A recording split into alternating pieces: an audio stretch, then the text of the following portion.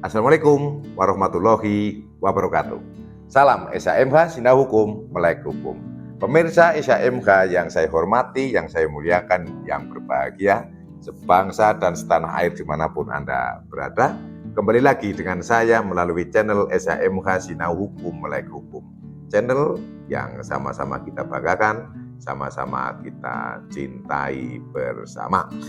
Channel SHMH membahas Undang-Undang Nomor 1 Tahun 2023 yang akan berlaku 2 Januari tahun 2026 atau yang bisa kita sebut dengan KUHP baru. Kali ini pada video yang ke-174 dan kita akan membahas pasal 358 KUHP baru. Sebelum membahas pasal 358 KUHP baru, saya akan menyampaikan beberapa hal terlebih dahulu. Kadang kita, entah apa alasannya ya, ada suatu kecelakaan di jalan, kemudian ada korban yang semestinya segera dibawa ke rumah sakit untuk pertolongan. Pada saat orang-orang atau petugas yang ada di lapangan meminta tolong pengendara yang lain, itu seringkali terjadi bahwa pengendara yang lain itu yang dimintai tolong seringkali menolak dengan alasan apalah ya, tapi intinya menolak. Kita sering, walaupun akhirnya juga banyak yang mau, namun setelah sekian lama ini kan sekian lama minta tolong, satu lewat menolak, dua ya ini memang cukup prihatin kalau saya melihat keadaan yang seperti itu, sehingga memang sebetulnya termasuk cukup bisa dikatakan tercela kalau tidak mau menolong, termasuk perbuatan yang tercela atau sikap yang tercela kalau memang kita tidak mau menolong orang-orang yang sedang membutuhkan pertolongan, atau mungkin sedang ada musibah atau ya ada bahaya itu keamanan umum, misalnya ada pasar terbakar atau mungkin ada banjir, kemudian ada yang mau segera dirawat, atau mungkin ada gempa bumi ya. Sebagai contoh pada saat tahun 2006 itu ya, ada gempa bumi Bantul itu, termasuk, mohon maaf saya tidak dalam posisi yang membanggakan atau menilai diri saya sendiri. Saya itu termasuk yang mengangkut itu dari daerah Jejeran Bantul, kemudian dari sebelah selatan Universitas ISI terus masuk ke timur, itu di kampung itu, kemudian di daerah Jalan Imogiri, itu saya yang termasuk membawa kendaraan waktu itu, dilepas joknya, kemudian untuk membawa pasien-pasien ke rumah sakit umum daerah Wates. Dan tidak hanya saya, dengan teman-teman, kemudian untuk saya memang yang men-driver. Sampai saat itu pada hari pertama sore hari saya sampai ingat betul, kemudian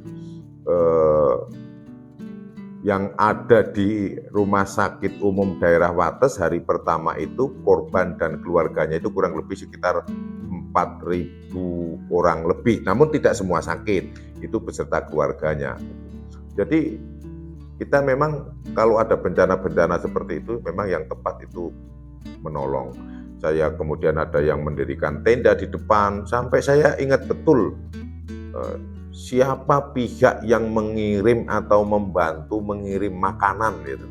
Mengirim makanan, saya ingat jumlah bungkusnya 335 bungkus makanan nasi bungkus itu yang mengantar pertama kali, karena memang saya ada di lokasi pada hari itu. Jadi siapa yang membantu pertama kali makanan sejumlah 335 bungkus nasi itu, saya tahu orangnya dan saya mengucapkan terima kasih, salut saya juga sama beliau itu ya.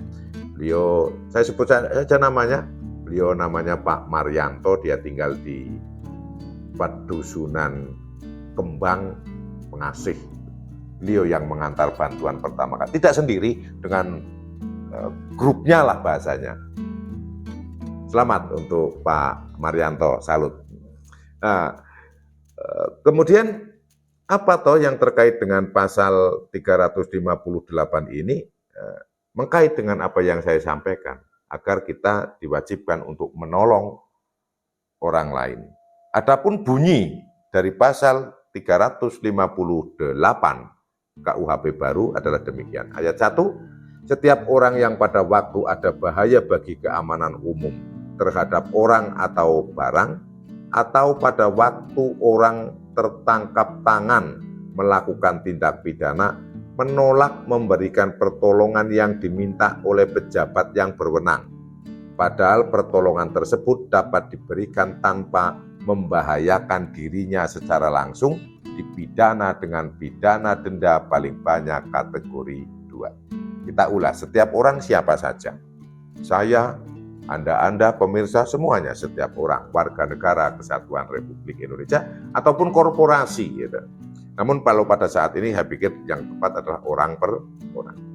Pada waktu ada bahaya bagi keamanan umum, bisa jadi ada gempa bumi yang saya contohkan di tadi, ada kebakaran suatu perkampungan yang membahayakan orang. Kalau kebakaran, gempa bumi jelas membahayakan orang atau barang, atau adanya kecelakaan beruntun atau kecelakaan kereta api seperti kemarin, itu adalah bahaya bagi keamanan umum yang pasti itu membahayakan keselamatan orang dan barang-barang.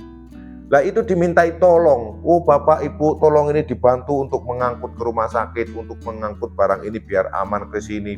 Nah dia itu menolak. Dia itu menolak, padahal dia sebetulnya bisa untuk memberikan pertolongan, namun menolak. Nah karena menolak untuk memberikan pertolongan ini, maka dia diancam pidana dengan pidana denda paling banyak kategori 2. Jadi menolak itu sudah, menolak untuk menolong itu sudah bentuknya tindak pidana. Saya pikir bagus ini sehingga semacam tadi yang ada kecelakaan, kemudian semacam tadi ada bencana alam, entah gempa bumi atau banjir atau kebakaran, sehingga kalau yang tidak mau menolong dia sudah terkena pidana, maka diharapkan semua orang harus mau menolong selama saat memberikan pertolongan itu tidak membahayakan dirinya sendiri. Mampu gitu loh. Ada kecelakaan misalnya beruntun, mobilnya ditumpangin untuk membawa ke rumah sakit, kan itu saya pikir hal-hal yang mulia. Namun faktanya ada kok yang tidak mau. Faktanya tidak ada kok yang tidak mau. Silakan Anda melihat di lapangan. Banyak yang tidak mau. Walaupun kendaraan itu kosong.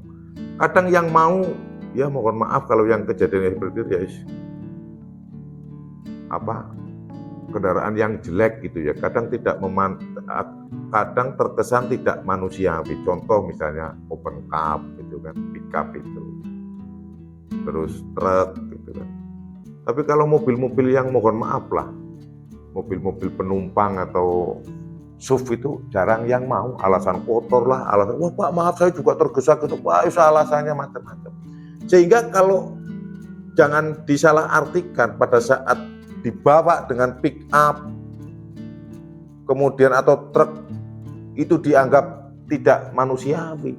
Komentar netizen, wah menolong kecelakaan karena ada kecelakaan beruntun tidak manusiawi, korban hanya dibawa pakai pickup. Ya nggak begitu, karena apa? Yang kecuali pakai pickup mau apa tidak untuk memberikan pertolongan? Ya pertanyaannya kan seperti itu. Wah kalau saya mau kok Pak, wah alhamdulillah kalau seperti itu. Itu memang yang diharapkan.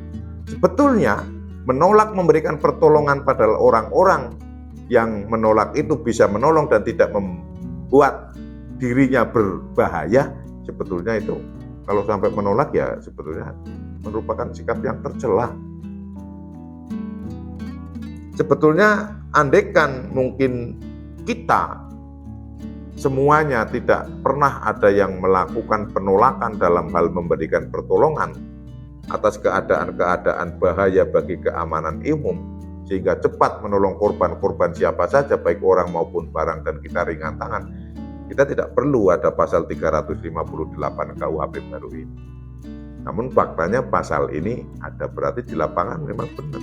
Kadang kesulitan untuk mencari pertolongan. Oke, lanjut. Yang kedua, menolak memberikan pertolongan yang diminta oleh pejabat yang berwenang pada saat pejabat tersebut menangkap pelaku yang tertangkap tangan. Misalnya adalah maling motor, dikejar-kejar kemudian tertangkap, ada Pak Polisi atau Pak Satpam, kemudian minta tolong, Pak, minta tolong dibantu, saya mau masang borgol ini, saya hanya sendiri, atau hanya teman saya yang satu masih ngejar, yang lain masih ngejar pelaku yang lain, atau misalnya mengejar tabrak lari, malah dia nggak mau, wah Pak, nggak mau saya, takut, takut, nanti saya diancam, malah cuma moto-moto gini kan, foto-foto ini guys, ada orang ditangkap di jalan guys, posting.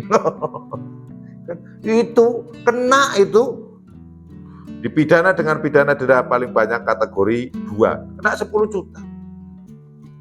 Jadi petugas yang sedang melakukan tangkap tangan di lapangan dan meminta bantuan orang yang dimintai wajib mau, selama tidak membahayakan dirinya. Tidak membahayakan dirinya itu apa? Ya kalau nolong kayak begitu masa membahayakan itu kan? Ya termasuk relatif langka juga lah, relatif jarang itu yang membahayakan. Nangkep maling motor, oh ya Pak, saya pegangkan, borgol, tari, trek, suruh duduk, ya kan enak, karena petugas yang lain masih mengejar dia sendiri kan, sebagai contoh seperti itu. Jadi ke depan kalau ada pejabat atau petugas yang sedang melakukan penangkapan tangan terhadap orang-orang yang melakukan tindak pidana di tempat umum dan itu meminta bantuan, agar dibantu. Kalau tidak dibantu, tidak mau bantu, malah selfie, foto-foto, gas, posting untuk TikTok atau video shot itu atau Instagram, kena denda 10 juta. Itu untuk yang ayat 1. Namun demikian, terkait hal penangkapan tertangkap tangan, ada yang menolak tetapi tidak kena hukuman, yaitu kalau yang ditangkap tangan itu keluarganya. Mas tolong dibantu, begitu datang, kok ponakan saya, wah maaf Pak, saya tidak membantu, itu ponakan saya. Nah, itu kalau keluarganya tidak membantu boleh, tapi kalau di luar keluarganya wajib membantu.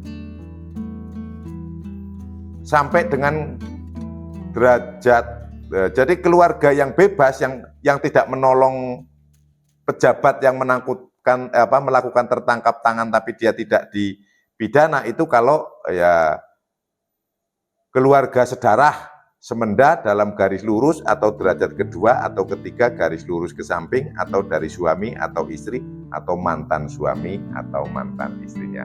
Ini yang menolak kalau ada pelaku yang tertangkap tangan dan tidak mau membantu pejabat, ini tidak dikenakan hukuman. Namun selain daripada ini adalah terkena hukuman ancaman pidana denda kategori. Demikian yang bisa saya sampaikan pada video yang ke-174 ini. Apabila ada salah kata mohon dimaafkan dan dimaklumi. Semoga bermanfaat. Tonton semua, tonton terus video Esa MH, jangan di skip agar tidak gagal paham. Berikan dukungan dengan subscribe dan tanda notifikasi, karena Esa MH akan selalu hadir sampai selesai membahas KUHP baru. Salam Esa MH, Sinau Hukum, Melek Hukum. Wassalamualaikum warahmatullahi wabarakatuh.